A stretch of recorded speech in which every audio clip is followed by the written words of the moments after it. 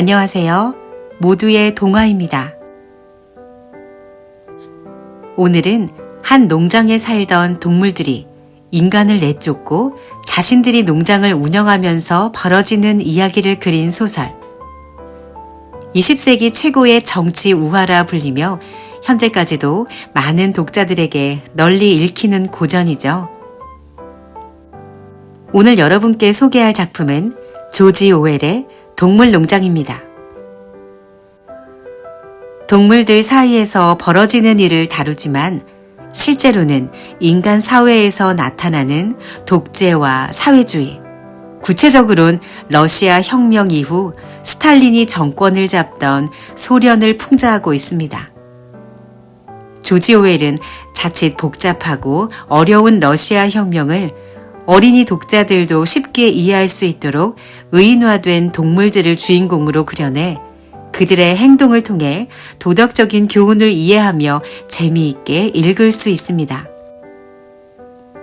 소설 속의 동물들과 실제 인물들, 칼 마르크스, 스탈린, 볼셰비키 세력, 니콜라이 2세 등 대조해보며 읽으시면 더욱 재미있습니다. 복잡하고 어려울 수 있는 정치 우화 소설이지만 동물들의 이야기를 통해 아이들과 친근하게 정치에 대한 이야기를 나눠볼 수 있는 기회로 삼으시면 좋겠습니다. 이번 작품은 총 3부에 걸쳐 완독해드리겠습니다.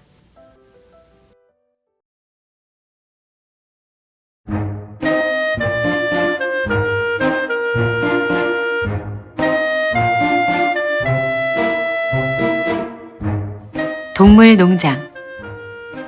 글 조지 오웰.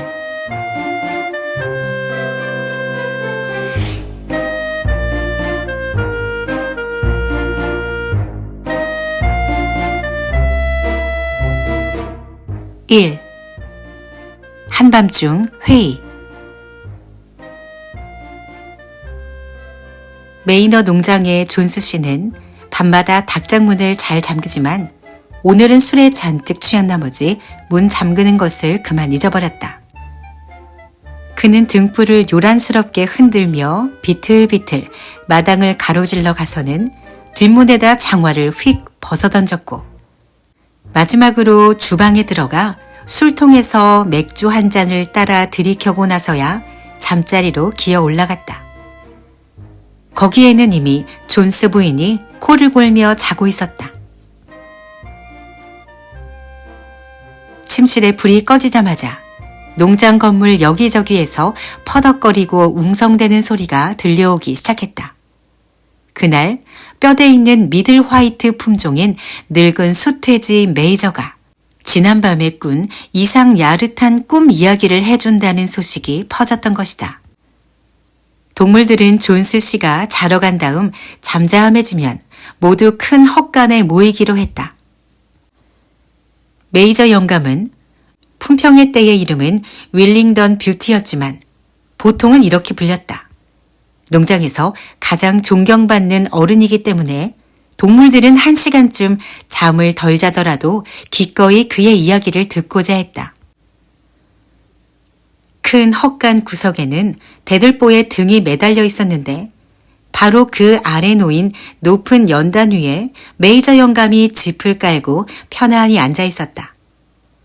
올해 12살이 된 그 돼지는 요즘 들어 다소 살이 찌긴 했지만 여전히 위험 있어 보였으며 이제껏 송곳니를 한 번도 자른 적은 없었지만 총명하고 자상한 외모를 지니고 있었다. 곧이어 다른 동물들이 모여들기 시작했다. 동물들은 저마다 자기 방식대로 자리를 잡았다. 우선 개 3마리, 블루벨과 제시와 핀처가 들어왔다. 그 다음 돼지들이 들어와 연단 바로 앞 집더미 위에 앉았다. 암탉들은 창문턱에 올라앉았고 비둘기들은 석가래 위로 날아올랐으며 양과 암소들은 돼지 뒤에 엎드려 되새김질을 시작했다. 집 마차를 끄는 말 2마리, 복서와 클로버는 함께 들어와 집 속에 혹시 작은 동물들이 있을까봐 조심조심 걸음을 옮기고 나서야 털이 북실북실한 큰 발을 내려놓았다. 클로버는 중년에 이른 통통하고 자상한 앞말이었는데 4번째 새끼를 낳곤 전과 같은 모습을 되찾지 못하고 있었다. 복서는 거의 18뼘이나 되는 거구로 여느 말 2마리를 합해 놓은 것만큼 힘이 셌다. 복서는 코 밑에 있는 흰 줄무늬 때문에 조금 어수룩해 보였고 실제로도 머리가 좋은 편은 아니었다. 하지만 성실하고 일솜씨가 뛰어났기 때문에 널리 존경받았다. 뒤에 이어 흰 염소 뮤리엘과 당나귀 벤자민이 들어왔다. 벤자민은 농장에서 가장 나이가 많았고 성질도 가장 고약했다. 그는 웬만해서 말을 하지 않았고 어쩌다 입을 열 때면 언제나 비꼬는 투로 말했다. 예를 들자면 하느님이 파리들을 쫓으라고 자기에게 꼬리를 달아줬다면서도 아예 꼬리도 없고 파리도 없으면 더 좋잖아 라고 말하는 식이었다. 농장의 다른 동물들과 달리 그는 잘 웃지 않았는데 그 이유를 물으면 웃을 일이 있어야 말이지 라고 대답했다. 그러나 드러내놓고 인정하지는 않아도 벤자민은 복서에게만큼은 마음을 열고 있었다. 일요일이면 그 둘이 과수원 넘어 작은 목초지로 나가 아무 말 없이 나란히 서서 풀을 뜯어먹는 모습을 볼 수 있었다. 복서와 클로버가 자리를 잡고 앉았을 때 어미 잃은 새끼 오리떼가 들어오더니 가냘프게 꾀꾀거리며 짓밟히지 않을 만한 장소를 찾느라 이리저리 왔다 갔다 했다. 클로버가 큰 앞발로 울타리를 만들어주자 새끼 오리들은 그 안에 편안하게 자리 잡더니 곧 잠이 들었다. 그 다음으로 존슨 씨의 마차를 끄는 조금 멍청하면서도 털빛이 새하얀 앞말 몰리가 설탕 덩어리를 씹으면서 짐짓 점잔을 빼며 들어왔다. 몰리는 앞쪽에 자리를 잡곤 갈기를 따은 붉은 리본을 돋보이게 하려고 고개를 흔들었다. 마지막으로 고양이가 들어왔는데 늘 그렇듯 가장 따스한 장소를 찾아 두리번거리다간 결국 복서와 클로버 사이로 비집고 들어가 앉았다. 그러고는 만족스러운 듯 가르랑거리며 메이저가 연설하는 내내 이야기는 한마디도 귀담아 듣지 않았다. 뒷문 횃대 위에서 자느라 못 온 길들여진 까마귀 모세스를 빼면 모든 동물이 다 모였다. 메이저 영감은 동물들이 편안하게 앉아 자신을 기다리는 모습을 둘러보았다. 동지 여러분은 내가 어젯밤 이상한 꿈을 꾸었다는 이야기를 벌써 들었을 것입니다. 하지만 꿈 이야기는 나중에 하기로 하지요. 먼저 이야기할 것이 있어요. 동지 여러분, 이제 내가 여러분과 함께 할 수 있는 시간이 그다지 많지 않은 것 같군요. 죽기 전에 살면서 터득한 지혜를 여러분에게 전하는 것이야말로 내 임무라고 생각합니다. 나는 오래 살았고 우리에 혼자 누워있을 때마다 오랜 시간 명상을 하며 보낸답니다. 아마도 나는 세상 어떤 동물보다 이 땅에서 누리는 삶의 본질을 잘 알 거예요. 여러분에게 말하고 싶은 것이 바로 이것입니다. 자, 동지 여러분, 우리 동물들의 삶은 어떤 의미를 지닐까요? 똑바로 보세요. 우리의 삶은 참으로 가련하고 힘든 데다 짧기까지 합니다. 우리는 사람에게서 겨우 살아갈 만큼만 음식을 얻어먹는데 그러고는 전 먹던 힘까지 짜내 일하도록 강요받습니다. 더구나 우리는 쓸모 없어지는 순간 곧바로 잔인하게 죽임을 당합니다. 이 나라에 있는 어떤 동물도 한 살이 지나고부터는 행복이나 휴식 같은 말의 참뜻을 알 수 없습니다. 이 나라의 어떤 동물도 자유를 누릴 수 없습니다.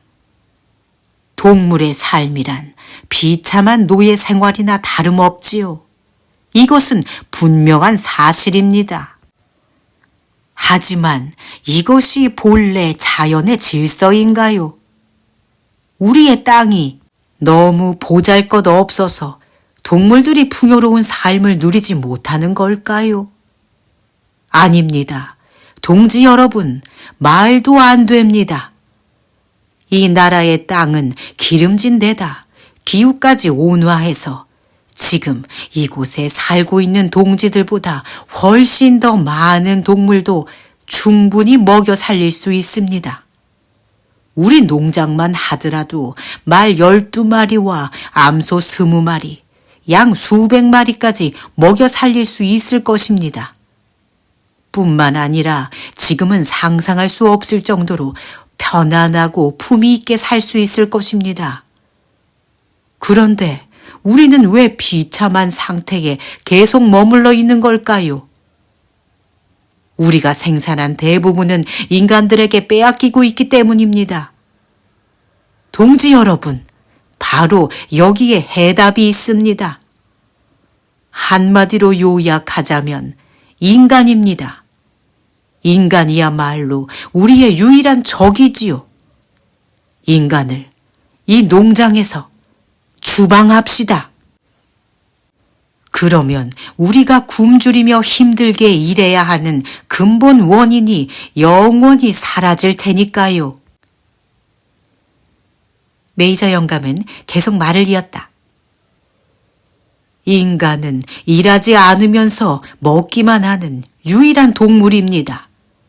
그들은 우유를 만들어내지도 못하고 알도 낳지 못하며 쟁기를 끌 만큼 힘이 센 것도 아니고 토끼를 잡을 만큼 빨리 달리지도 못합니다. 그런데도 인간이 모든 동물의 주인이라뇨.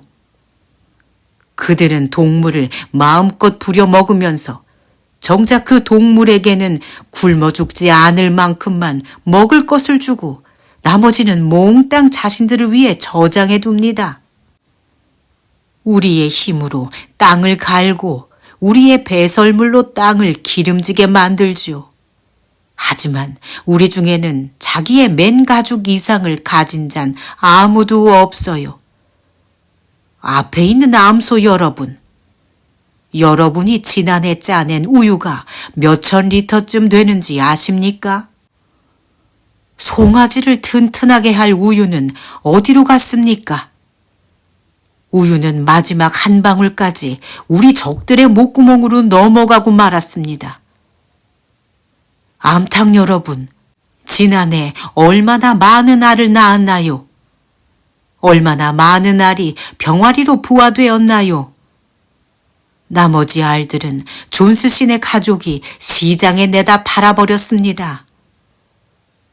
그리고 클로버, 당신이 낳은 망아지 4마리는 어디로 갔나요? 당신이 늙으면 당신을 부양하고 당신의 즐거움이 되어야 할 그들은 한 살이 되자마자 모두 팔려갔습니다. 당신은 그 녀석들 중 어느 누구도 다시 보지 못하겠지요.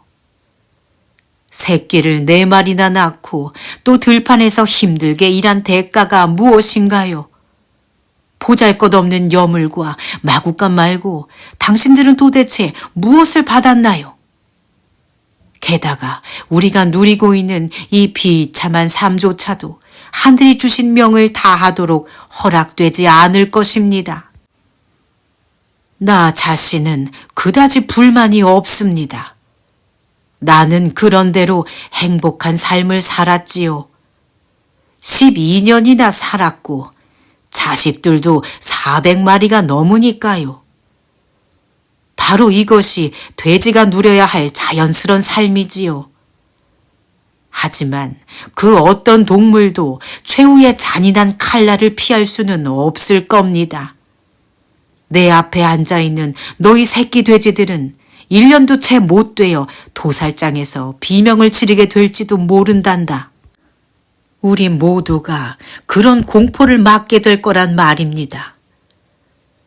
암소, 돼지, 닭, 양 모두 마찬가지입니다. 말이나 개라고 해서 더 나은 운명을 가진 것은 아니지요. 당신 복서 말이요. 당신도 그 건강한 근육들이 힘을 잃는 바로 그날 존스 씨가 도살장에 팔아 넘길 게 분명합니다. 그러면 백정은 당신 목을 따고 토막을 낸 다음 사냥개에게 던져줄 것입니다. 개들도 다르지 않아요. 나이가 들어 이가 빠지고 나면 존스 씨가 목에다 벽돌을 매달아 가까운 연못에 던져버리고 말 것입니다. 동지 여러분, 보다시피 우리 삶에 놓인 모든 악이 인간의 횡포에서 비롯된다는 것이 너무나 확실하지 않습니까? 인간을 몰아내도록 합시다. 그러면 우리가 힘들여 거둔 것은 우리 자신의 것이 될 것입니다. 하룻밤 사이에 우리는 풍요롭고 자유로운 몸이 될 것입니다. 그러려면 우리가 무엇을 해야 할까요? 인간 종족을 정복하는데 우리의 힘을 바칩시다. 동지 여러분, 이것이 여러분에게 꼭 해주고 싶은 말입니다. 폭동을 일으킵시다. 언제 일는진 알 수 없습니다. 일주일 뒤에일 수도 있고 1년 뒤가 될지도 모르지요. 하지만 나는 내 발 밑에 짚을 보는 것만큼이나 확실하게 곧 정의가 이루어질 것이라고 믿습니다. 동지 여러분, 여러분의 짧은 일생 동안 이것을 명심하세요. 그리고 무엇보다도 여러분의 후손들에게 이 가르침을 전해주세요. 그러면 미래의 세대는 투쟁을 계속해서 언젠간 승리를 얻게 될 것입니다. 동지 여러분, 여러분의 굳은 의지가 결코 꺾여서는 안 됩니다. 어떤 말에도 좌절해서는 안 돼요. 인간들이 여러분에게 인간과 동물은 같은 목표를 갖고 있으며 한쪽이 발전해야 다른 한쪽도 발전한다고 꼬드길 때 절대로 귀담아 듣지 마세요.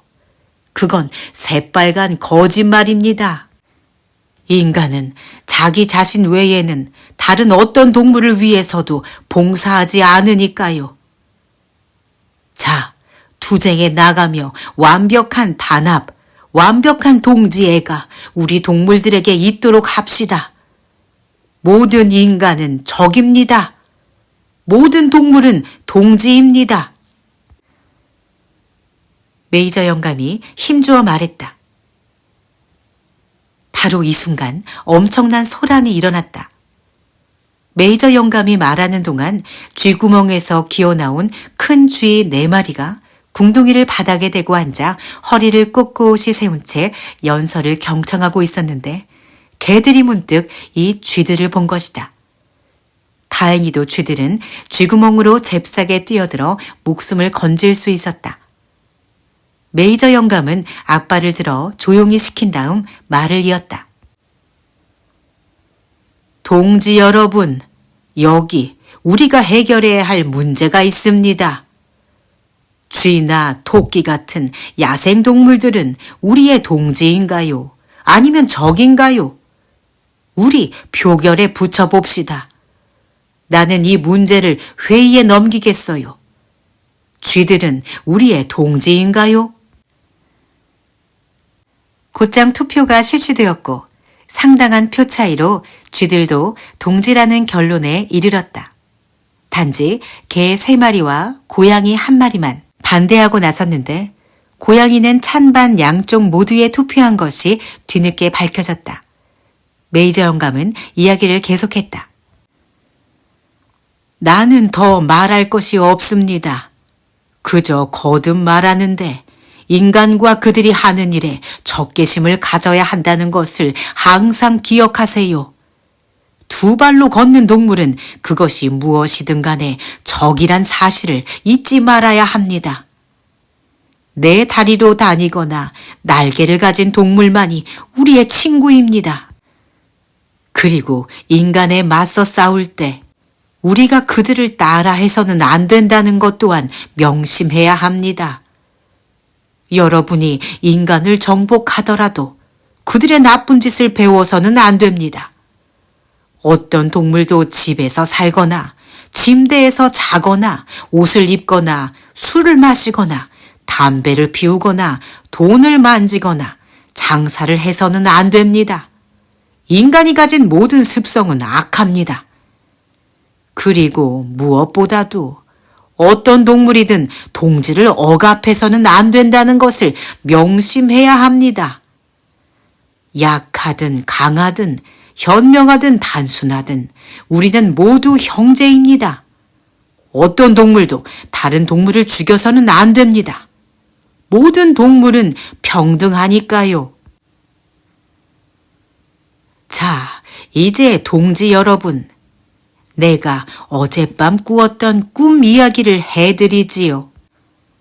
그 꿈을 여러분에게 어떻게 설명해야 할지 모르겠군요.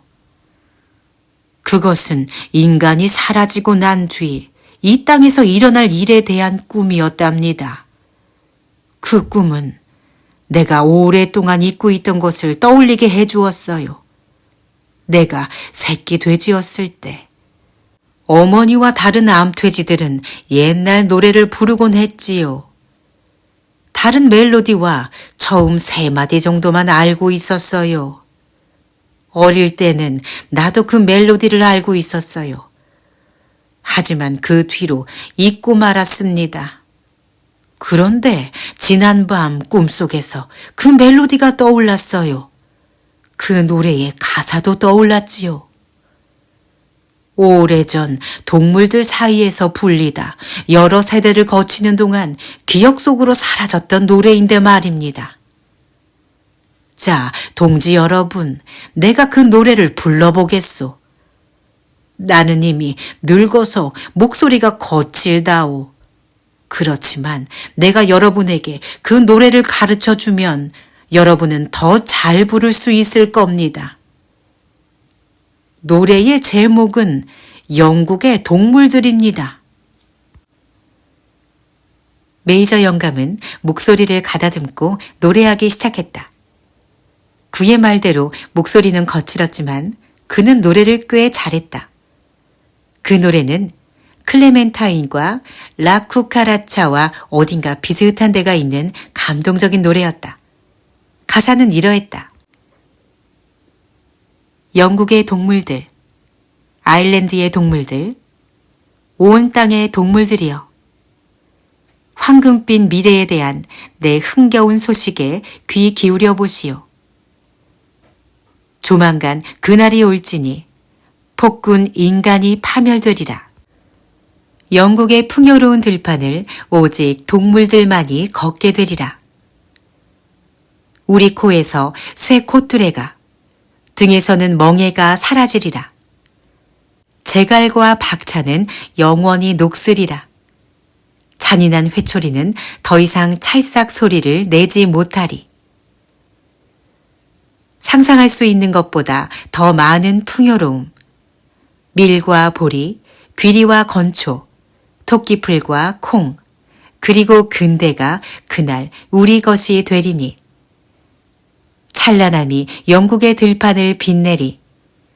영국의 강물은 더 맑아지리라. 산들바람은 한층 더 달콤하리. 우리가 자유로워지는 그날에. 그날 위해 우리 모두 노력하리라. 그날이 오기 전에 우리가 죽는다 하더라도 암소와 말, 오리와 칠면조, 자유를 위하여 모두 부지런히 일해야 하리. 영국의 동물들, 아일랜드의 동물들, 온 땅의 동물들이여. 귀 기울여 황금빛 미래에 대한 내 소식을 들어보시오. 이 노래를 듣는 동안 동물들은 완전히 흥분해버렸다. 메이저 영감이 노래의 마지막 소절을 부르기도 전에 동물들 모두 노래를 따라 부르고 있었다. 그중 머리가 가장 나쁜 동물도 벌써 몇 소절은 멜로디를 따라 부를 수 있게 되었고, 돼지나 개처럼 똑똑한 동물들은 몇 분도 채 지나지 않아 곡 전체를 외웠다. 그렇게 몇 번 되풀이하자 농장 동물들 전체가 영국의 동물들을 한 목소리로 합창할 수 있었다. 소들은 음매음매했고 개들은 멍멍멍멍했고 염소들은 매매했고 말들은 푸푸했으며 오리들은 꽥꽥했다. 모두 이 노래가 무척이나 마음에 들어 연거푸 5번을 불렀다. 아무런 방해도 받지 않았다면 밤새도록 계속했을지도 모른다. 안타깝게도 이 소란스러운 소리를 듣고 존스 씨가 잠에서 깨어났다. 존스 씨는 마당에 여우가 나타난 게 틀림없다고 확신하며 잠자리에서 뛰쳐나왔다. 그러고는 항상 침실 모퉁이에 세워두는 총을 집어들어 어둠 속에다 6발을 쏘았다. 총알은 헛간 벽에 박혔고 동물들은 순식간에 흩어졌다. 모두 자기 잠자리로 도망갔다. 새들은 횃대로 올라갔고 동물들은 집단 속에 자리를 잡았다. 농장 전체가 한순간에 잠들었다.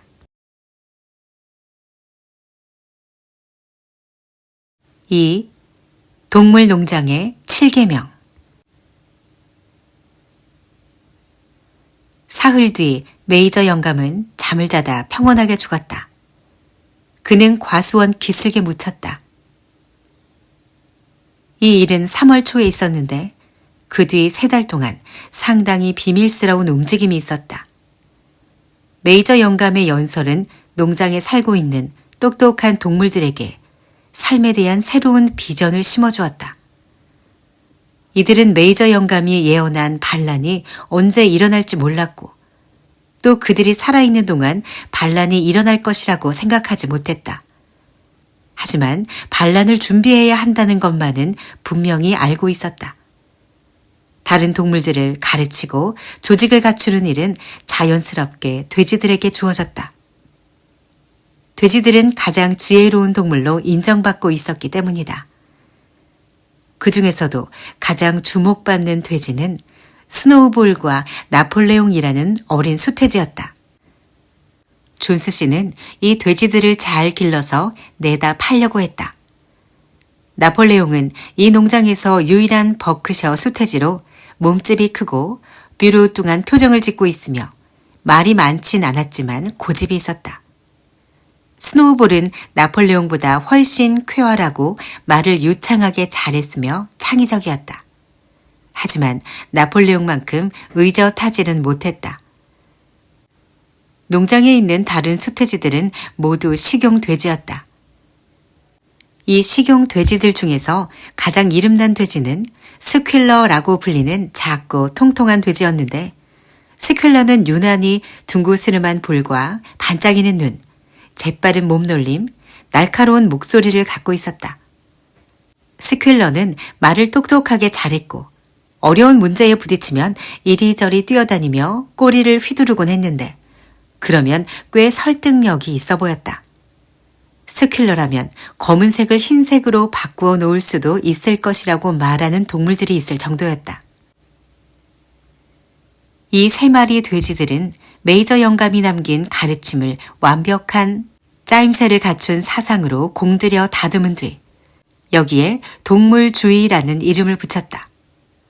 이들은 존스 씨가 잠들고 나면 한 주에도 몇 번씩 헛간에서 비밀 모임을 가졌고 다른 동물들에게 동물주의를 설명해 주었다. 처음에는 동물들 모두 제대로 이해하지 못한 채 싸늘한 반응을 보였다. 어떤 동물은 주인님이라고 부르는 존슨 씨에게 충성을 다해야 한다고 이야기했고 존스 씨가 우리를 먹여 살려주고 있어요. 그가 없으면 우리는 굶어 죽을 게 뻔해요 라고 답답한 소리를 하기도 했다. 또 다른 동물들은 우리가 죽고 나서 무슨 일이 일어나든 말든 무슨 걱정인가요? 라거나 어떻게든 반란이 일어나게 되어 있다면 우리가 반란을 준비하든 안 하든 그게 무슨 차이가 있단 말이에요? 라고 묻기도 했다. 돼지들은 다른 동물들에게 그런 생각들이 동물주의 정신을 거스르고 있다고 깨우쳐 주는 일에 어려움을 겪었다. 그 중에서도 흰 앞말 몰리는 가장 얼빠진 질문들을 해댔다. 몰리가 스노우볼에게 던진 첫 번째 질문은 반란이 일어난 다음에도 설탕이 있을까요? 였다. 설탕은 없을 거예요. 우리가 농장에서 설탕을 만들어낼 수 없으니까요. 게다가 당신은 설탕이 필요 없을 겁니다. 원하는 만큼 귀리와 건초를 실컷 먹게 될 테니까요. 스노우볼이 딱 잘라 말했다. 그러면 갈기에 리본을 다는 것은 어떨까요? 몰리가 물었다. 동지, 당신이 그토록 좋아하는 리본은 노예의 상징이랍니다. 자유가 리본보다 훨씬 더 가치 있다는 것을 이해 못하겠어요? 스노우볼이 말했다. 몰리는 고개를 끄덕였지만 확신하는 것처럼 보이진 않았다.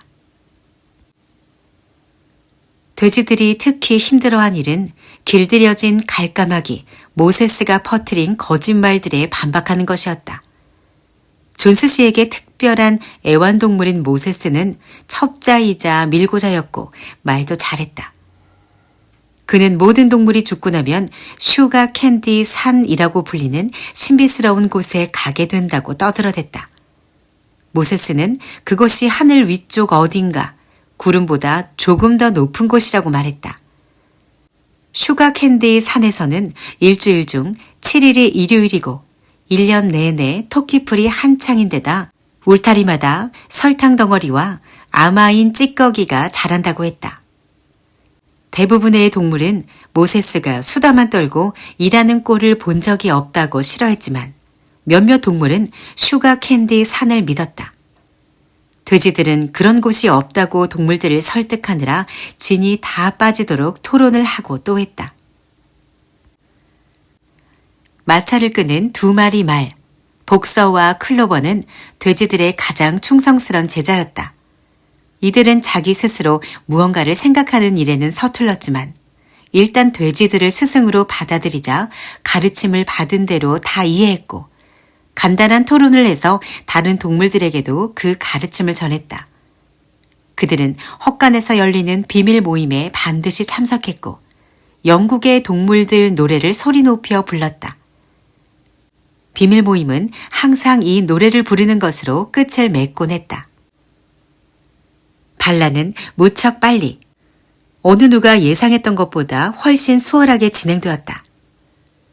지난 수년간 존슨 씨는 동물들에게 비록 엄한 주인이었지만 유능한 농부로 성공을 거두었다.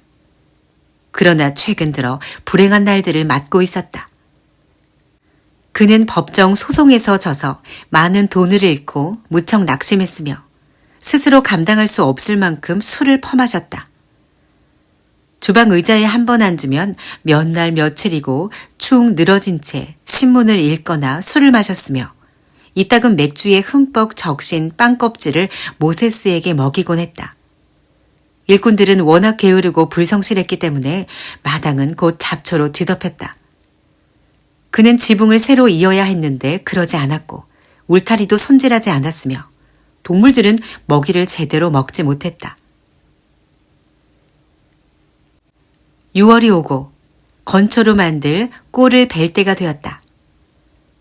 세례 요한 축일 바로 전날인 토요일, 존스 씨는 웰링던에 있는 술집 레드라이언에서 너무 취한 나머지 일요일 정오가 되어서야 집에 돌아왔다.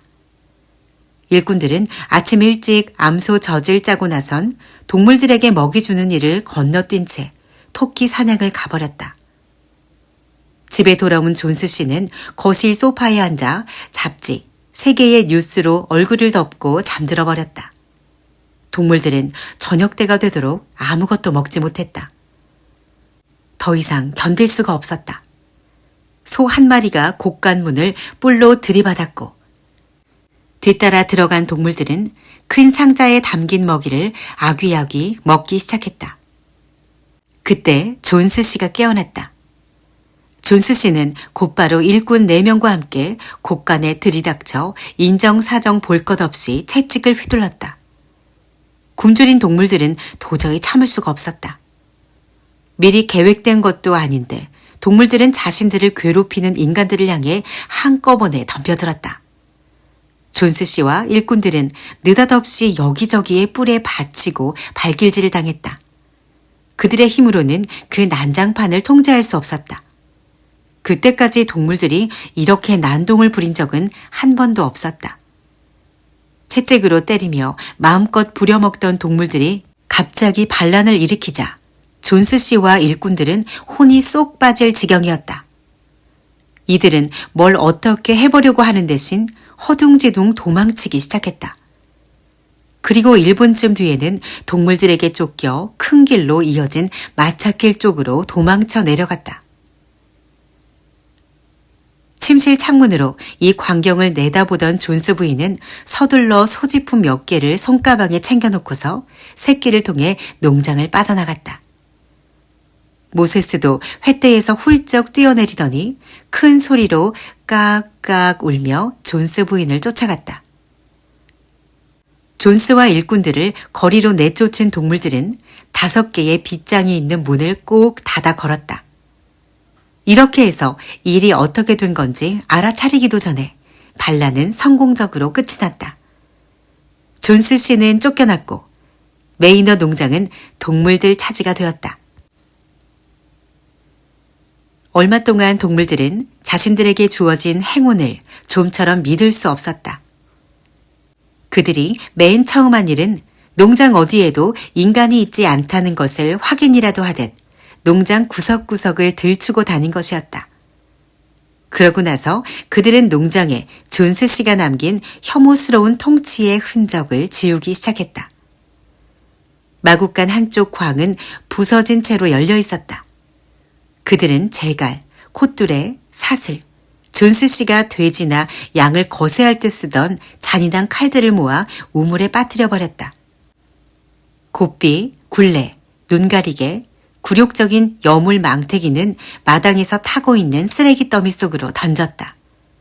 채찍은 말 하나 많아였다. 동물들은 채찍이 불 속에서 타는 것을 보며 무척이나 즐거워했다. 스노우볼은 장날이면 목덜미와 꼬리에 매달고 나던 리본을 불 속에 던져버렸다. 리본은 인간의 상징인 옷이나 마찬가지예요. 동물은 아무것도 걸치지 않는 법이지요. 스노우볼이 말했다. 이 말을 들은 복서는 여름철 귀에 붙은 파리를 쫓을 때 쓰던 자그마한 밀짚 모자를 가져와 불 속에 던져 넣었다. 동물들은 존스 씨를 떠올리게 하는 모든 것을 순식간에 부셔버렸다. 나폴레옹은 동물들을 곳간으로 데려가 옥수수를 평소보다 2배씩 나눠주었고 개들에게는 비스킷을 2개씩 돌렸다. 그런 다음 모두 함께 영국의 동물들을 처음부터 끝까지 7번이나 되풀이해 불렀다. 마침내 모두 잠자리에 들었고 깊은 잠을 잤다. 다음 날 이들은 여느 때처럼 새벽녘에 깨어났다. 그리고 문득 어제 일어난 영광스러운 사건을 생각해내곤 모두 함께 목초지로 달려갔다. 목초지 아래쪽엔 농장을 한눈에 내려다볼 수 있는 언덕이 하나 있었다. 동물들은 서둘러 그 위로 올라가 맑은 아침 햇살 속에서 주변을 둘러보았다. 그렇다. 이제 모든 것이 그들의 차지였다. 눈에 보이는 것이 바로 그들의 것이었다. 동물들은 몹시 기뻐서 이리저리 깡충깡충 뛰어다녔고 흥분해서 공중으로 폴짝폴짝 뛰어올랐다. 그러고는 이슬 맺힌 풀밭을 뒹굴며 달콤한 여름풀을 한 입 가득 베어 물었고 검은 흙덩이를 발로 파헤쳐 그윽한 흙냄새를 들이마셨다. 농장 전체를 꼼꼼히 둘러본 동물들은 이루 말할 수 없는 감동을 느꼈다. 경작지, 풀밭, 과수원, 연못과 덤불이 마치 전에는 한 번도 본 적이 없는 것처럼 새롭게 느껴졌다. 지금 이 모든 것이 자신들의 소유가 되었다는 것을 믿기 어려웠다. 그들은 줄을 지어 농장 건물로 되돌아와 모두 농가 앞에 조용히 멈추어 섰다. 이 건물 또한 그들의 것이었지만 안으로 들어가려니 겁이 났다. 하지만 곧 스노우볼과 나폴레옹이 어깨로 문을 들이받아 열어 젖혔다. 동물들은 뭐 하나라도 건드릴까봐 잔뜩 겁을 먹은 채 되도록 조심조심 한 줄로 서서 걸어 들어갔다. 그리고 속삭이는 소리 이상으로는 말소리를 높이려고 하지 않았다. 동물들은 온갖 귀중품들, 깃털을 넣은 매트리스가 있는 침대, 거울, 말가죽 소파, 브리셀 양탄자, 거실 벽난로 위에 놓인 빅토리아 여왕의 석판화 등을 숨죽여 지켜보며 이 방에서 저 방으로 발 뒤꿈치를 든 채 걸어 다녔다. 그런데 계단을 막 내려오던 동물들은 몰리가 어디론가 사라졌다는 것을 알게 되었다. 다시 돌아가 보니 몰리는 가장 좋은 침실에 머물러 있었다.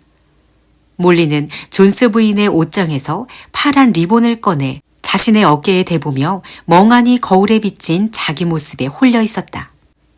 다른 동물들은 몰리를 매섭게 나무란 다음 밖으로 데리고 나왔다. 그리고 주방에 걸려있는 햄 몇 덩이를 갖고 나와 땅에 묻기로 했다. 조리대의 맥주통은 복서의 말굽에 걷어차여 구멍이 나버렸다. 그 밖에는 집에 있는 어떤 물건에도 손을 대지 않았다. 만장일치로 농가를 박물관으로 보존하기로 했다. 어떤 동물도 이곳에 살아서는 안 된다는데 모두 동의했다. 아침 식사가 끝나자 스노우볼과 나폴레옹은 다시 동물들을 불러 모았다. 동지 여러분, 6시 반입니다. 우리 앞에 긴 하루가 펼쳐져 있어요. 오늘 우리는 꼴을 뵐 것입니다. 하지만 우선 짚고 넘어갈 문제가 있어요. 스노우볼이 말했다. 돼지들은 지난 3달 동안 존스 씨 자녀들이 쓰레기장에 버린 낡은 철자 교본으로 읽고 쓰는 것을 익혔다고 했다. 나폴레옹은 검은색과 흰색 페인트통을 가져오라고 시킨 다음 큰 길 쪽으로 나 있는 5개의 빗장이 쳐진 문을 향해 내려갔다. 스노우볼이 글씨를 가장 잘 썼기 때문에 스노우볼은 앞발 굽 사이에 붓을 끼우고 문의 맨 꼭대기 빗장에 쓰인 메이너 농장을 페인트로 지워 없애고 그 자리에다 동물 농장이라고 썼다. 이제 이것이 농장의 이름이었다. 일을 마친 동물들은 다시 농장으로 돌아갔다. 스노우볼과 나폴레옹은 큰 곳갓 한쪽 벽에 세워둔 사다리를 가져오라고 지시했다. 돼지들은 지난 3달 동안 연구에 연구를 거듭한 끝에 동물주의 원리를 7계명으로 요약하는 데 성공했다고 말했다. 이 7계명은 벽에 새겨질 것이며 앞으로 동물농장에 사는 모든 동물이 따라야 할 불변의 법칙이 될 것이다. 돼지가 사다리에서 균형을 잡는다는 것은 쉽지 않기 때문에 스노우볼은 어렵사리 사다리에 올라가 작업을 시작했고 몇 계단 아래쪽에서 스퀼러가 페인트통을 들고 있었다. 7계명은 30m쯤 떨어진 곳에서도 읽을 수 있도록 타르칠을 한 벽에 흰 글자로 쓰였다. 계명은 다음과 같았다. 7계명 1. 두 발로 걸어 다니는 것은 무조건 적이다. 2. 네 발로 걷거나 혹은 날개를 가진 것은 무조건 친구이다. 3. 어떤 동물도 옷을 입으면 안 된다. 4. 어떤 동물도 침대에서 자면 안 된다. 5. 어떤 동물도 술을 마시면 안 된다. 6. 어떤 동물도 다른 동물을 죽여서는 안 된다. 7. 모든 동물은 평등하다. 깔끔하게 잘 쓴 글씨였다. 친구가 친구로 적히고 알파벳 S 하나가 좌우가 바뀐 걸 빼면 다른 철자는 모두 정확했다. 스노우볼은 다른 동물들에게 7계명을 큰 소리로 읽어주었다. 동물들은 모두 동의하며 고개를 끄덕였고 머리가 좋은 동물들은 그 자리에서 계명을 다 외워버렸다. 자, 이제 동지 여러분, 풀밭으로 갑시다. 존스와 일꾼들이 하던 것보다 우리가 더 빠른 속도로 추수해 우리의 명예를 드높입시다. 스노우볼이 페인트 붓을 집어 던지며 말했다. 그때 이미 오래전부터 불편해하고 있던 암소 3마리가 음매음매 소리쳤다. 그들은 24시간 동안이나 젖을 짜지 않아 젖통이 터질 지경이었다. 돼지들은 잠시 생각한 뒤에 양동이를 가져오라고 시켰고 아주 능숙하게 우유를 짜주었는데 돼지발은 이 일의 제격이었다. 거품이 일며 크림처럼 진한 우유가 나와 양동이 5개가 금세 채워졌고 많은 동물이 흥미진진하게 이 모습을 지켜보았다. 저 우유를 다 어떻게 하나요? 누군가 물었다. 존스 씨는 가끔 우리 사료에다 우유를 섞어주곤 했어요. 암탉 하나가 말했다. 우유는 걱정하지 말아요. 동지 여러분, 신경 쓰지 않아도 됩니다. 중요한 건 꼴을 베는 거예요. 스노우볼 동지가 앞장설 겁니다. 곧바로 제가 따라가죠. 자, 갑시다. 동지 여러분, 풀밭이 기다리고 있어요. 나폴레옹이 양동이 앞으로 나서며 외쳤다. 동물들은 무리지어 풀밭으로 내려가 꼴을 베기 시작했다. 하지만 해가 저물어 돌아왔을 때 우유는 사라지고 없었다.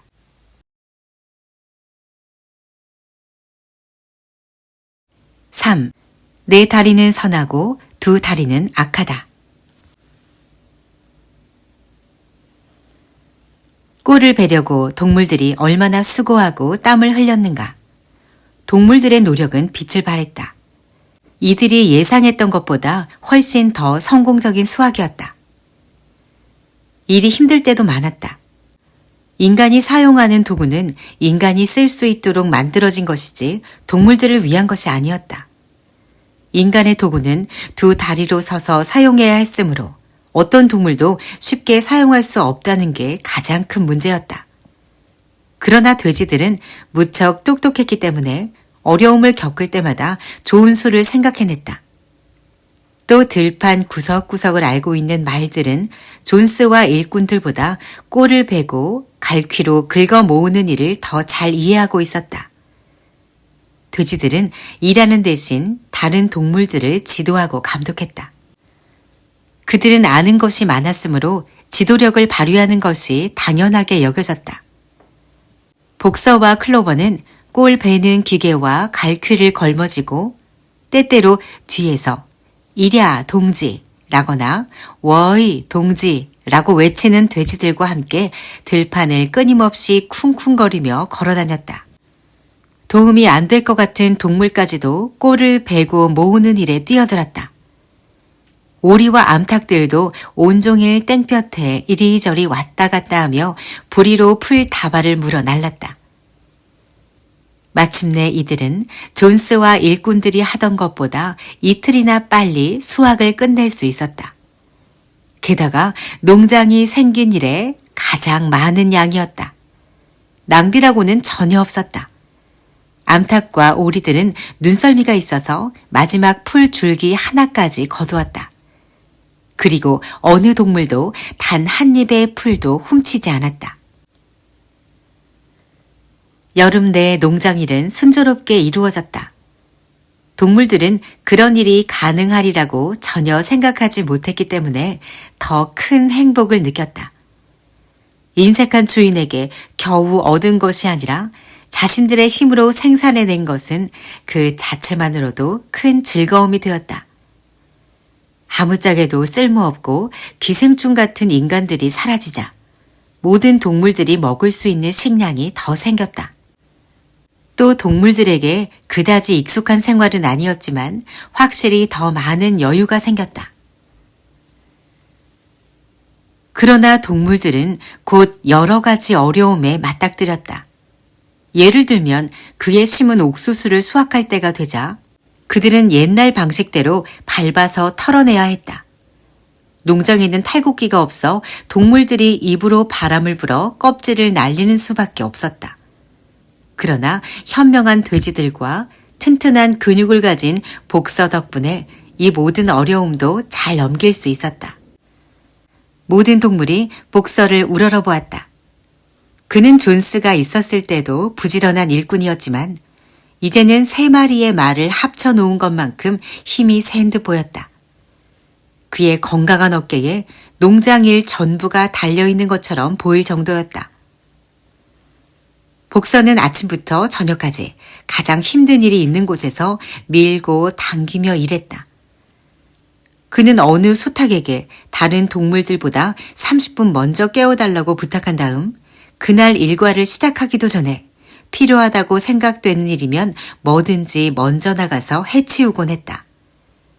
그는 모든 문제, 모든 난처한 일에 맞닥뜨릴 때면 자신의 좌우명대로 내가 더 열심히 일하겠어 라고 말했다. 모든 동물이 자기 능력껏 일했다. 예를 들어 암탉과 오리들은 추수할 때 흩어진 이삭들을 모아 곡식을 몇 마리나 더 늘리기도 했다. 어느 누구도 도둑질을 하지 않았고 자기의 배급량이 적다고 불평하지도 않았다. 예전에 자주 일어났던 싸움과 물어뜯기와 질투는 이제 거의 사라졌다. 어느 누구도, 아니 거의 모두가 게으름을 피우지 않았다.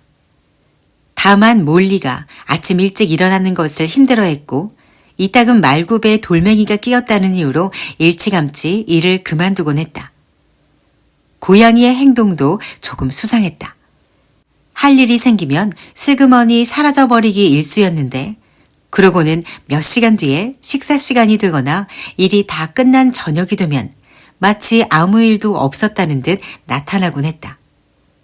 그렇지만 고양이가 언제나 아주 근사한 말로 변명을 늘어놓으며 애교 넘치게 가르랑거렸기 때문에 다른 동물들은 그 말을 믿어주었다. 벤자민은 반란이 일어난 다음에도 별다른 변화를 보이지 않았다. 그는 게으름을 피운다거나 남은 일을 떠맡는 일 없이 존스가 있을 때와 똑같이 느긋하고 고집스럽게 자신의 일을 해나갔다. 반란과 그 결과에 대해 자기 의견을 말하는 법도 없었다. 누군가 존스가 사라지고 나니 더 행복하지 않느냐고 물었을 때도 당나귀는 오래 살지요. 당신들 중 어느 누구도 지금까지 죽은 당나귀를 본 적이 없을게요. 라고 대답할 뿐이었다. 동물들은 이런 아리송한 대답에 만족해야 했다. 일요일에는 별다른 일이 없었다.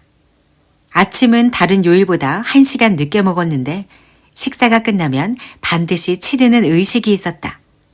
먼저 깃발 개양식을 했다. 마구간에서 존스의 낡은 녹색 식탁볼을 발견한 스노우볼은 그 위에다가 흰색 발굽과 뿔을 그렸다. 그 깃발의 녹색과 흰 발굽과 뿔은 영국의 녹색 들판과 인간이 멸망한 뒤에 세워질 미래의 동물공화국을 상징한다고 스노우볼은 설명했다. 깃발은 일요일 아침마다 농장 정원에 세워진 깃대에 걸렸다. 깃발 개양식을 마치고 나면 모든 동물이 큰 헛간으로 무리지어 모였다. 이곳에서 다음 주의 일을 계획하고 또 결정해야 할 문제를 놓고 회의를 했다. 최종 결정은 언제나 돼지들의 몫이었다. 다른 동물들은 투표하는 법 정도는 겨우 이해했지만 스스로 결정하는 일을 몹시 어려워했다. 토론의 가장 적극적인 동물은 스노우볼과 나폴레옹이었다. 하지만 이 둘이 같은 결론에 이르는 법은 결코 없었다. 하나가 무언가 제안하면 다른 하나가 반대했다. 과수원 뒤쪽 작은 목초지에다 은퇴한 동물들을 위한 휴양소를 마련하자는 의견이 나왔을 때도 각각의 동물들이 과연 몇 살에 은퇴해야 하는지를 놓고 목청을 높이다가 그만두고 말았다. 모임은 언제나 영국의 동물들을 부르는 것으로 끝을 맺었고 오후에는 오락 시간을 가졌다. 돼지들은 마구간을 자신들의 본부로 정했다. 저녁 무렵이면 이곳에 모여 농가에서 가져온 책을 읽고 대장장이일, 목수일, 그리고 다른 필요한 기술들을 연구했다. 스노우볼은 동물위원회를 만들고 다른 동물들에게 각기 알맞은 위원회를 찾아주는데 몰두했다. 그는 지칠 줄 몰랐다. 암탉들을 위해선 달걀 생산위원회를 만들었고 암소들에게는 깨끗한 꼬리 위원회를 만들어 주었다. 야생동물 재교육위원회와 양들을 위한 아주 흰털 생산위원회도 결성했으며 글쓰기와 독서 수업은 물론 여러 가지 수업을 마련해 나갔다. 그러나 대부분의 계획은 실패로 돌아갔다. 예를 들어 야생동물을 길들이려는 시도는 시작하자마자 실패하고 말았다. 야생동물은 달라지지 않았고 너그럽게 대해주면 오히려 버릇없이 굴었다. 고양이가 야생동물 재교육위원회를 도왔는데 며칠 동안은 그 일에 상당히 적극적이었다. 어느 날 동물들은 고양이가 지붕 위에서 한참 떨어진 곳에 앉아있는 참새 몇 마리에게 말을 거는 모습을 목격했다. 고양이는 참새들에게 이제 모든 동물은 동지며 만약 원한다면 자신의 발등 위에 올라앉아도 좋다고 말했다. 하지만 참새들은 멀찌감치 떨어져 경계를 늦추지 않았다. 글쓰기와 독서 수업은 꽤 성공적이었다. 가을쯤 되자 농장의 거의 모든 동물이 어느 정도 읽고 쓸 수 있게 되었다. 돼지들은 이미 완벽하게 읽고 쓸 수 있었다. 개들도 열심히 읽기를 배웠지만 7계명 말고는 그 어떤 것도 읽고 싶어 하지 않았다. 염소 뮤리엘은 개들보다 좀 더 잘 읽어서 가끔 저녁 되면 쓰레기 더미에서 찾아낸 신문 쪼가리들을 들고 다른 동물들에게 읽어주곤 했다. 벤자민은 돼지들만큼 잘 읽을 수 있었지만 자신의 능력을 도통 보여주려고 하지 않았다. 읽을 만한 가치가 있는 글은 전혀 없다는 게 이유였다. 클로버는 알파벳을 끝까지 다 배우고도 단어들을 만들어내진 못했다. 복서는 D에서 더 이상 진도를 나가지 못했다. 먼지 더미에다 말굽으로 A, B, C, D를 써놓곤 귀를 뒤로 젖힌 채 때로는 머리를 흔들어가며 다음 글자를 기억해내려고 애썼지만 한 번도 성공하지 못했다. 복서는 몇 번이나 E, F, G, H를 배웠지만 이 글자들을 익히고 나면 다시 A, B, C, D를 잊어버렸다. 결국 앞에 나오는 네 글자에 만족하기로 마음먹고 이 글자라도 잊어버리지 않으려고 날마다 한두 번씩 외워 썼다. 몰리는 자신의 이름 철자 6개, M, O, L, L, I, E를 익히고 나자 다른 글자들은 배우려 들지 않았다. 몰리는 나뭇가지로 자기 이름을 아주 예쁘게 만든 다음 거기에다 꽃 한두 송이를 장식해 놓곤 감탄하며 빙빙 돌곤 했다. 다른 동물들은 A 이상 진도를 나가지 못했다. 양, 암탉, 오리들처럼 약간 머리가 나쁜 동물들은 7계명도 다 외우지 못했다. 여러 가지 국리 끝에 스노우볼은 네 다리는 선하고 두 다리는 악하다라는 짧은 격언으로 7계명을 대신해도 좋다고 선언했다. 여기에 동물주의의 기본 원리가 다 담겨 있다는 것이었다. 이 말을 완벽하게 이해하는 동물은 누구든 인간의 지배에서 벗어나 편안해질 것이라고 했다. 새들은 자신들이 두 다리를 갖고 있다고 생각했기 때문에 처음에는 반대했지만 스노우볼은 그렇지 않다고 말했다. 동지 여러분, 새들의 날개는 날기 위한 추진기관이지 조작기관이 아닙니다. 그러므로 그것은 다리라고 해야 합니다. 인간의 두드러진 특징은 그들이 악행을 저지를 때 쓰는 도구, 즉 손이 있다는 것입니다. 새들은 스노우볼이 길게 늘어놓은 말을 다 이해하지는 못했지만 그 설명을 받아들였고 다른 우둔한 동물들도 그 격언을 외우기 시작했다. 네 다리는 선하고 두 다리는 악하다는 7계명이 쓰인 헛간 구석벽에 더 큰 글씨로 덧붙여졌다. 일단 이것을 외우자 양들은 이 격언이 무척 마음에 들었다. 그래서 종종 들판에 누워있을 때면 끊임없이 내 다리는 선하고 두 다리는 악하다. 내 다리는 선하고 두 다리는 악하다라고 지치지 않고 외쳐댔다. 나폴레옹은 스노우볼이 조직한 위원회엔 별 관심이 없었다. 그는 이미 어른이 된 동물들을 위해 무언가를 하는 것보다 어린 동물들을 교육시키는 일이 더 중요하다고 말했다. 제시와 블루벨은 꼴을 베고 난 뒤 튼튼한 새끼 9마리를 낳았다. 강아지들이 젖을 떼자 나폴레옹은 자기가 책임지고 교육시키겠다며 어미에게서 떼어내 데려가 버렸다. 나폴레옹이 강아지들을 데려간 곳은 사다리를 타고서만 오를 수 있는 마구간 다락방이었다. 그래서 다른 동물들은 얼마 지나지 않아 강아지들의 존재를 잊고 말았다. 우유가 어디로 갔는지에 대한 의문은 곧 풀렸다. 우유는 날마다 돼지들의 사료에 섞어 들어갔다. 곧 풋사과들이 연글기 시작했고 과수원 풀밭에는 바람에 떨어진 사과들이 흩어져 있었다.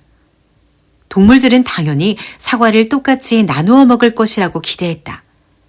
하지만 돼지들이 먹을 수 있게 사과를 마구간으로 가져오라는 명령이 떨어졌다. 몇몇 동물들이 투덜댔지만 아무 소용이 없었다. 스노우볼과 나폴레옹을 비롯한 모든 돼지가 이 일을 열렬하게 찬성했기 때문이다. 다른 동물들을 진정시키기 위해 스퀼러가 보내졌다.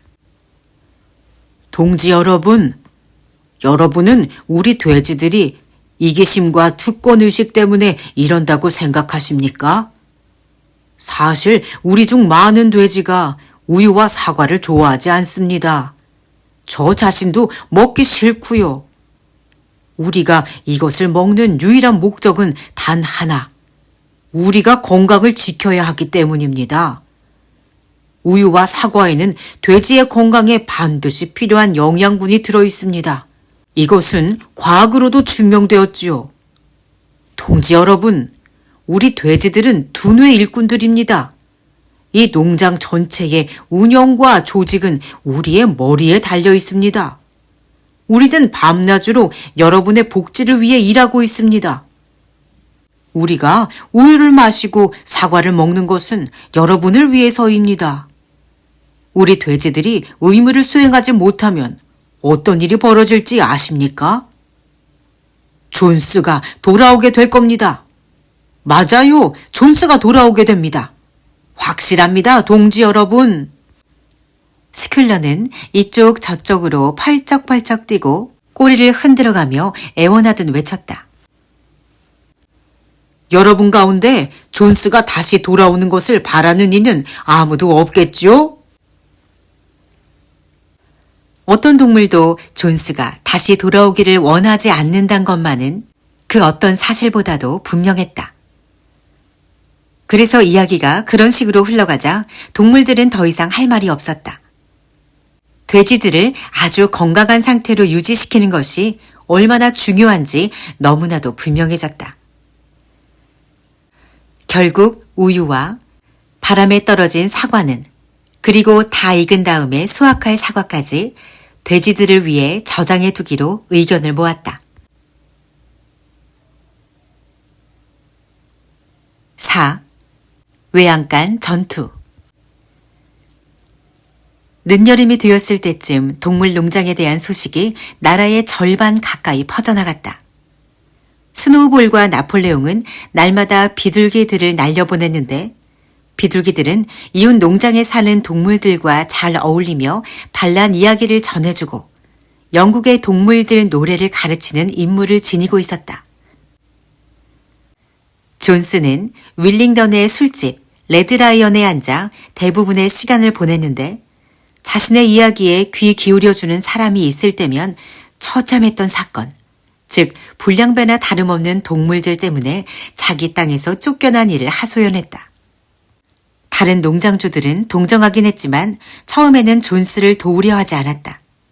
속으론 은근히 존스의 불행이 자기들에게 이익을 가져다 주지는 않을까 기대하기까지 했다. 다행스럽게도 동물농장에 이웃한 두 농장주들은 언제나 사이가 나빴다. 폭스우드라고 불리는 한 농장은 넓긴 했지만 오랫동안 사람 손이 닿지 않아 숲이 무성했고 꽤 낡았으며 울타리도 보기 흉했다.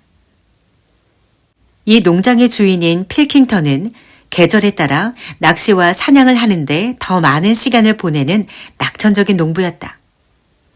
핀치필드라고 불리는 다른 농장은 작지만 관리가 잘 되어 있었다.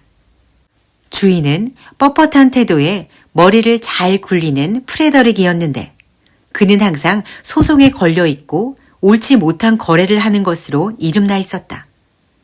이 둘은 서로를 너무나 싫어했으므로 자신들의 이익을 위해 뜻을 모으기도 퍽 어려웠다. 그렇지만 두 사람 모두 동물농장의 반란 소식에 깜짝 놀랐다. 그러곤 자기네 동물들이 그 소식에 영향을 받을까봐 전전긍긍했다. 처음에는 동물들의 힘으로 농장을 운영한다는 생각에 콧방귀를 뀌며 모든 일이 2주일 안에 끝날 것이라고 장담했다. 그들은 메이너 농장의 동물들이 자기네끼리 싸움을 일으키고 금방 굶어 죽게 될 것이라고 소문을 내기도 했다.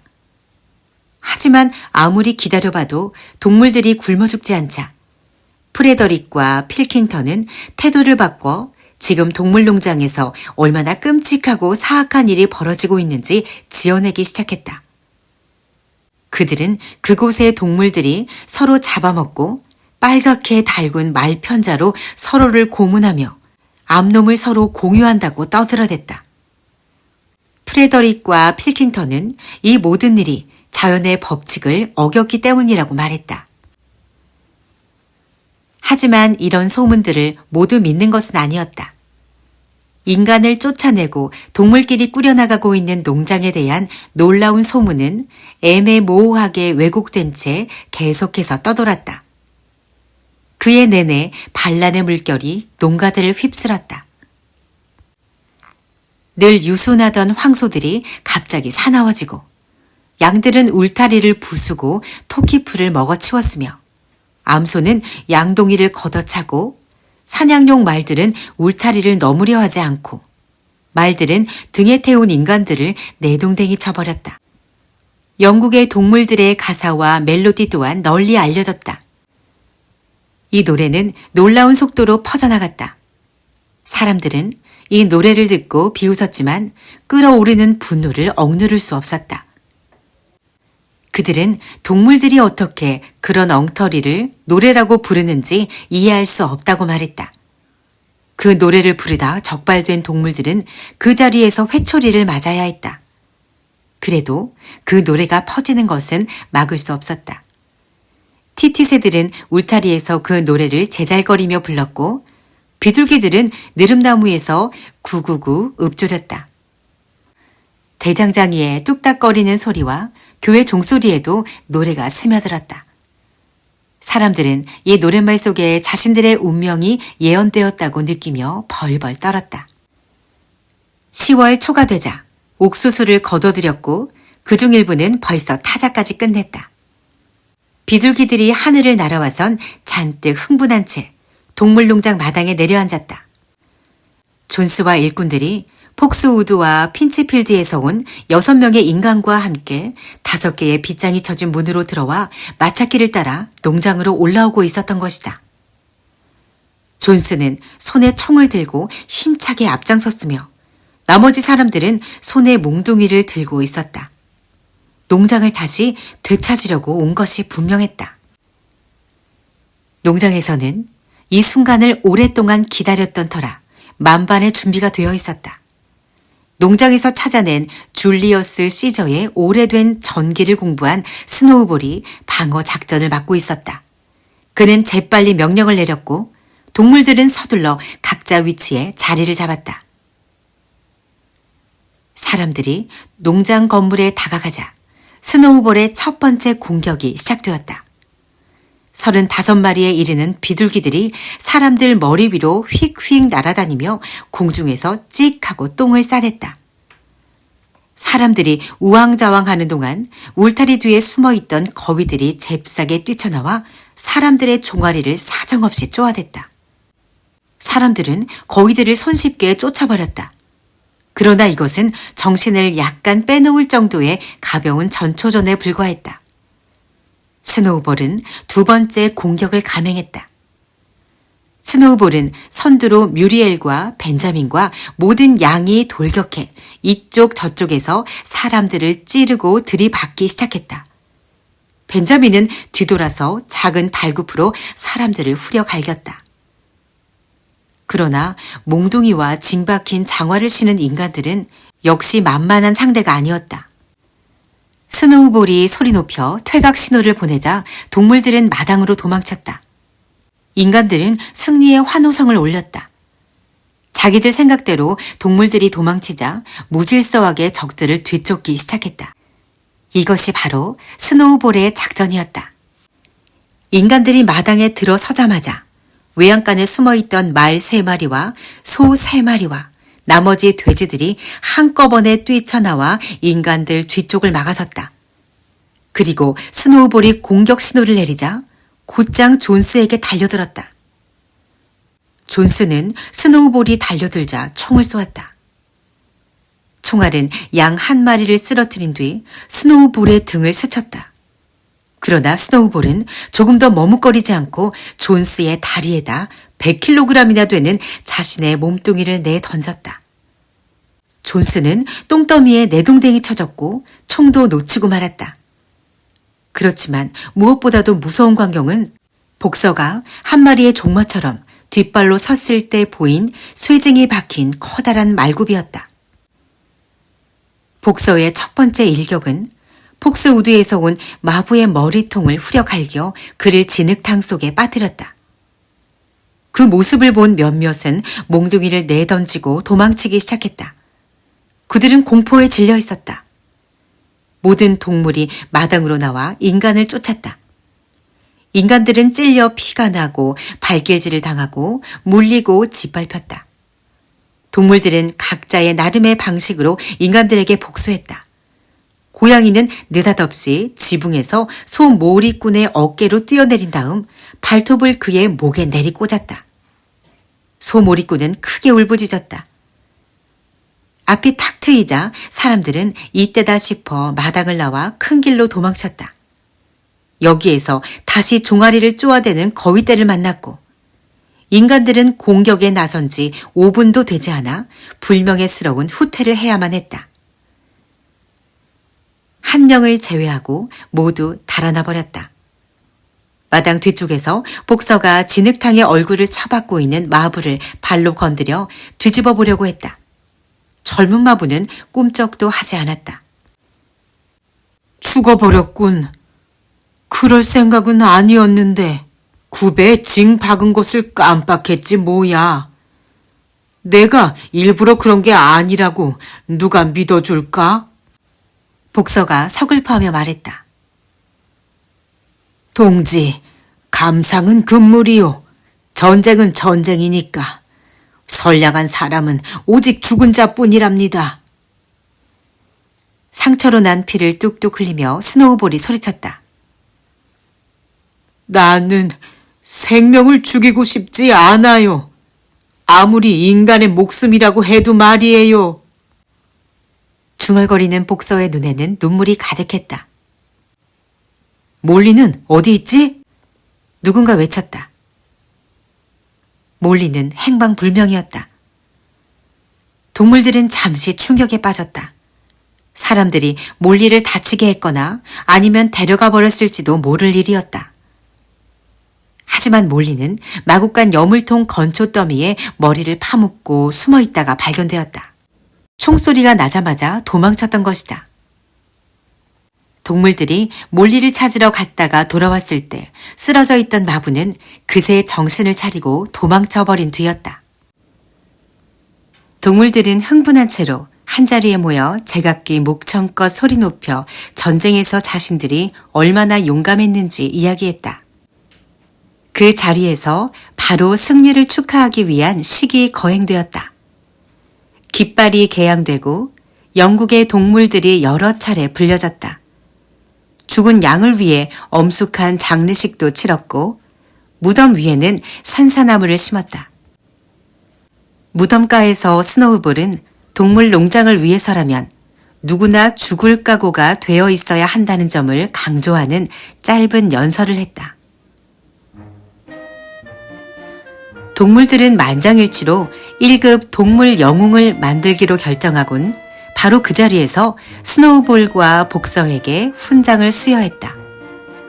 그것은 노쇠로 만든 것으로 일요일과 휴일에 착용하도록 정해졌다. 2급 동물 영웅도 전에 전사한 양에게 훈장을 수여했다. 이 전쟁을 무엇이라고 불러야 할지 여러 가지 의견이 분분했는데 결국 복병이 튀어나온 장소의 이름을 따서 외양간 전투라고 칭하기로 했다. 존스의 총은 진흙탕 속에 버려져 있다가 발견되었다. 그리고 농장에 숨겨둔 탄약통을 찾아 내 총을 대포처럼 깃대 아래 세워두고 1년에 2번씩, 한 번은 외양간 전투 기념일인 10월 12일, 또 한 번은 반란 기념일인 세례 요한 축일 발포하기로 결정했다.